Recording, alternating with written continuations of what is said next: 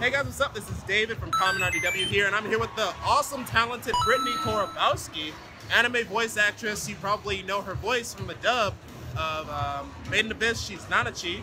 She's also Rimiru from that really long title, Slime. And then she's also Black Star for you older ones out there, Black Star from Soul Eater. And then I also know her as, Papako from Pop Team Epic, so that was a ride, honestly. But yeah, so many roles. And so many roles. Wendy from Fairy Tail. Wendy from Fairy Tail. That's a big one. That's a really big one.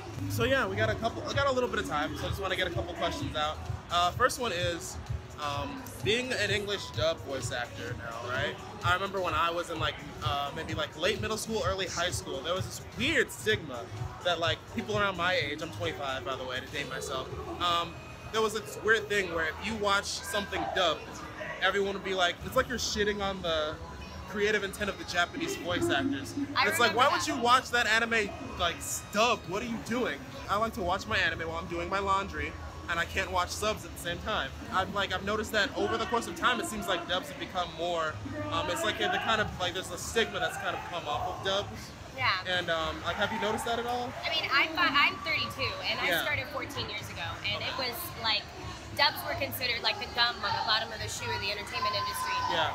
And I remember having many conversations with people about this exact thing, oh, well, you're ruining the original intent. Mm-hmm. And the thing that I would tell them is that when we audition for the Japanese, and they cast us, and they want us to do, they're hiring us to do what we're doing because they want to expand the audience. Mm-hmm. So it's do you want your anime to be popular? Do you want your anime to grow and be big and be successful so that they can make enough money to make a new one? Yeah. If you do, you have to expand the audience. You can't limit this audience and be elitist like that because it doesn't do anything for everybody, right? The subs isn't for everybody. Yeah, but this is the deal. Watch a sub. Watch a dub.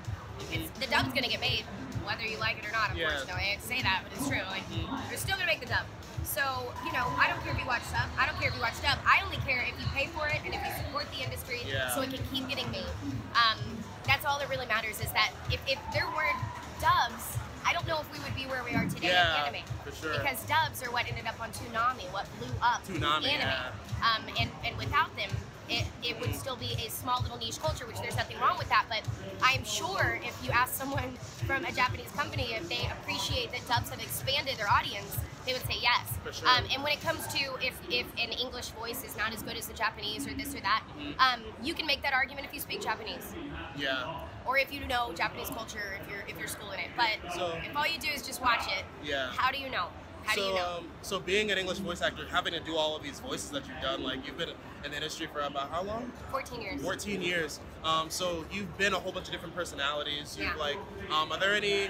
I like to say that voice actors end up getting a little bit of the characters that they voice act for. Sometimes that little bit of their personality comes into them. So have you noticed that happen to you with any of your roles that you've done? You end up you end up picking up mannerisms from a character? Definitely. I don't know if I pick up mannerisms, so to say. I mean, but when I talk about Fairy Tail or take a Fairy Tail picture, I'm or if Black Star. Yeah. But a little bit of you is in every character because in order to quickly access an emotion, you have to kind of come from a place of where you felt it. Yeah. And then the acting comes in and you apply it as if you're that character. But so there is a little bit of you in every character. So I would say more that the characters might pick up my mannerisms then. You know what I mean? Yeah. Or that you end up doing roles that already lend themselves to your mannerisms and your personality. Okay. And you also, in your bio, it says you have a lovely husband and a wonderful daughter. Yes. How old is your daughter, if you don't mind me asking? She's 4. Yeah. Are there any, have you ever, had anime on, around the house and, just to have something on for her, and then she's like, Mommy, is that your voice? Yeah. And, how does it feel having your child, notice that you're voicing characters that they might watch? Yeah. It's sweet. She just watched Hakume Makochi. Okay. And I'm Hakume and Hakume Makochi. And it's a very sweet little anime, and they're tree people, and they're really cute, and they just cook and eat, and it's lovely. They're ride on giant beetles. Well, no, they're tiny, so the beetles are normal size, but they look like giant beetles. And Edie loves it. She asked to see it, and she says, "I love your character, Mommy," but there's a lot of anime she can't see. Yeah, for sure. Because of her age, which is pretty much 90% of my anime. And there's a whole world of anime that I've done that she eventually will find out and be very embarrassed about at some point. Yeah. What about your husband? Does he watch anime at all, or? He didn't when we first got together, but Yeah. I've known him since I was 12. So he's been through not with me throughout my whole career. We didn't start dating then, but we've been best friends then. So he's known my whole career. And I think the first thing that I got him to sit down and watch and he enjoyed and was like, wow, this is awesome, was Big Out of HK. Oh, that's a classic. That's actually that's one of the first ones I noticed that you dubbed for. Yeah. And I was like, oh snap, that was her? Yeah. Oh my goodness. And that show is so funny. That's a ride. Yeah, Jamie Markey and Leah Clark wrote that show, and they did such a fantastic job that it came out so hilarious. So I have to say thank you to them for that. Awesome. But yeah, so that started him, and then he ended up starting to watch it after that with me. And when we can get a chance, we definitely watch it together. Anime brings people together. For sure. If you all of a sudden woke up one morning and you had to take on the personality of either Papaco, Rimiru, or Nanachi, who would you rather be for a whole day? Like, do I have to live through their stuff? Because you would just get their personality, like their. Because it would be between Rimiru and Nanachi, but I don't want to have to live through what Nanachi lived through, and like, you know what I mean. So I would say Rimiru because something about Rimiru is very amazing. He has this terrible thing that happens to him, and his life was not fruitful. And he's still, when he's reincarnated, he can be anything he wants now. He just has to be good. Yeah. And I love that about him. And also, he says really funny stuff. Yeah. But he's so lovable. You know, they're all lovable. So that's a hard choice. Like, I would say Nanachi, but then I wouldn't want to have gone through what Nanachi went through in order to be Nanachi. You want like the resourcefulness and like the. Because Nanachi was tragedy from day one. His whole life, or their whole life has been tragedy. But with Rimiru, they're, making the best of it and having fun, and so it seems like it would be funner. And I like how you were just like, no, but we're just gonna shove Popoko over. That's just an animaniac. I don't know. No. I just don't know how you would encompass that because she's so off the wall. Maybe I am her already. You know what I mean? Like maybe. Yeah.